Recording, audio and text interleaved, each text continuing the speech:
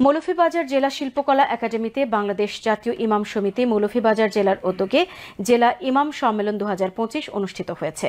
বিস্তারিত জানাচ্ছেন আমাদের মৌলভীবাজারের head of news Khaled Chowdhury. ক্যামেরায় ছিলেন অশ্বিনী সিনহা।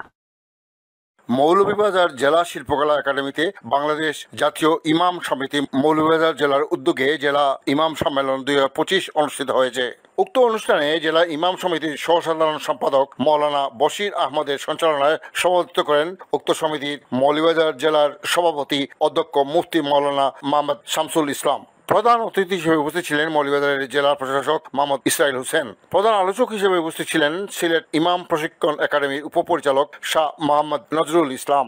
বিশেষ অতিথি হিসেবে উপস্থিত ছিলেন অতিরিক্ত পুলিশ সুপার আশিক মঈনুদ্দিন। এছাড়াও আমন্ত্রিত অতিথিদের মধ্যে উপস্থিত ছিলেন অত্র সমিতির সিলেট মহানগরের সভাপতি মৌলানা হাবিব আহমদ শিহাব, অত্র সমিতির সিলেট জেলার সভাপতি মৌলানা এহসান উদ্দিন, সিলেট বিভাগের ইমাম সমিতির সাধারণ সম্পাদক মৌলানা শেখ মোহাম্মদ আব্দুল হক, মৌলভীবাজার ইসলামিক ফাউন্ডেশন উপপরিচালক ফারুক আলম সহ মৌলভীবাজার জেলার বিভিন্ন মসজিদের ইমামবৃন্দ।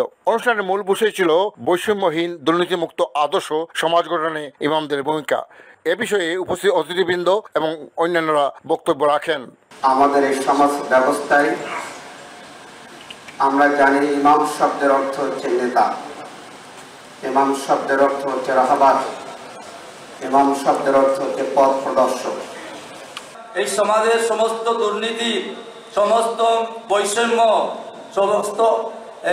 সমস্ত যত ক্রাইম আছে এগুলা দূরীভূত করার জন্য ইমামদের অনেক দায়িত্ব আছে।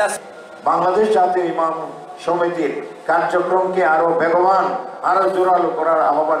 আমাদের মধ্যে যথেষ্ট ইখতিলাফ আছে, কিন্তু এই ইখতিলাফ থাকা সত্ত্বেও আমাদের দেশের জন্য আমরা সবাই ঐক্যবদ্ধ। এই যে সমাজে অস্থিরতা, মাদক সেবনের ভয়াবহতা, কিশোর গ্যাংয়ের ভয়াবহতা, এগুলো সম্পর্কেও কিন্তু সবাইকে সচেতন করতে হবে। আমাদের সকলকে ঘুরে দাঁড়াতে হবে।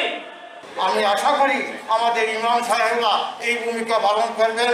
যারা আয়োজন করেছেন তাদেরকে আমরা মোবারকবাদ জানাচ্ছি।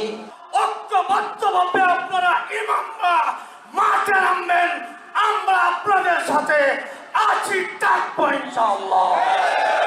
অনুষ্ঠানে এক পর্যায়ে সম্মানিত অতিথিদের হাতে সম্মাননা স্মারক প্রদান করা হয়। পরিশেষে বিশেষ দোয়া ও মোনাজাতের মাধ্যমে অনুষ্ঠানের সমাপ্তি টানা হয়। Khaled Chowdhury, channel news, Moulvibazar.